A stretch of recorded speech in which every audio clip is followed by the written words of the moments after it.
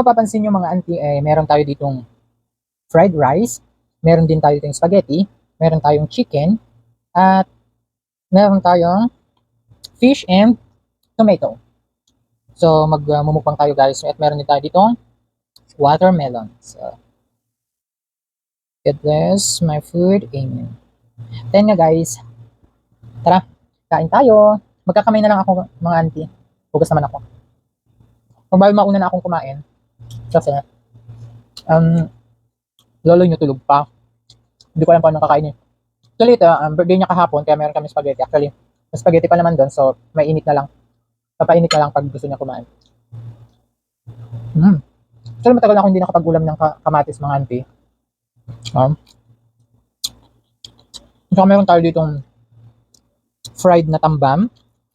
So, sardinas. Actually, nakakain lahat siya. Sarap. Pero lang yung tinik niya sa gitna. Sarap. Sarap guys. Morning breakfast tayo. Actually, gutom ako guys. Gutom ang auntie nyo. Meron kaming, kung mapapansin nyo sa previous sa video ko, meron tayong live doon. Nag-decor tayo ng birthday balloons. Kaya medyo pagod ang lola nyo. Pero hapon pa naman yun kanina. Bago tayo pumasok. Sarap. Lahat talaga. Lahat nakakain.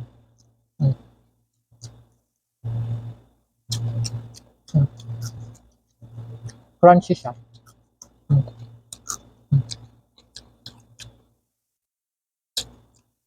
Ang dami kong pagkain. Kasi ba, gutom na gutom ako mga auntie. Kaya na ma'am. Pero sa totoo lang marami to.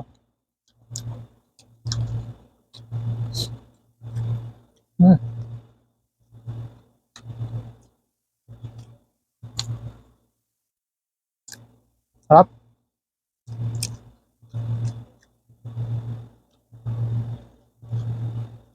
Pasensya na mga auntie. Akong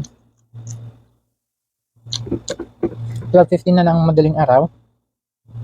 Yung mga 11:30 yung out ko sa work mga auntie. Kaya pag wala pang naluto, pag uwi ng bahay, so magluluto pa ako, tapos kakain, pakakakain. So birthday pa lang ng lolo nyo kahapon. At nagpiknik kami.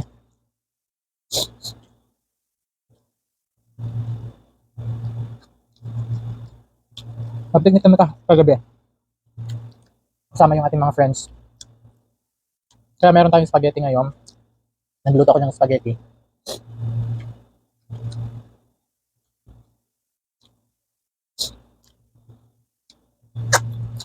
At paborito ko na ito tamban na to.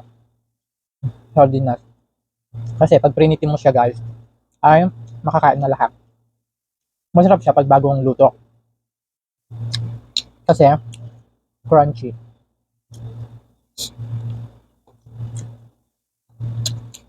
So masarap iulam tong kamatis.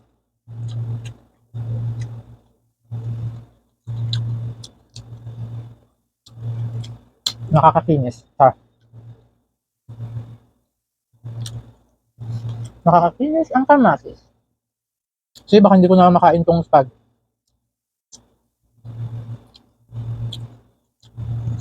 Busog na ang auntie nyo.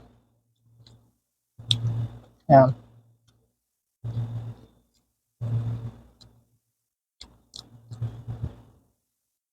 Kasi minsan mga auntie, pag nabigla yung tiyan ko na malagyam ng pagkain, sumasakit siya.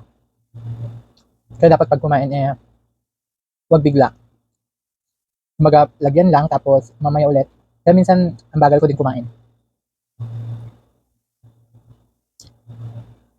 Kasi pag nabigla siya, sumasakit.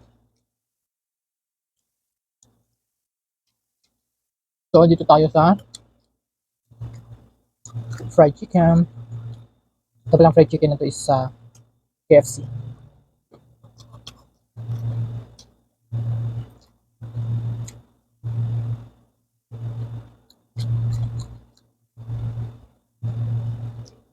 Yan. Sarap. Oh, spicy.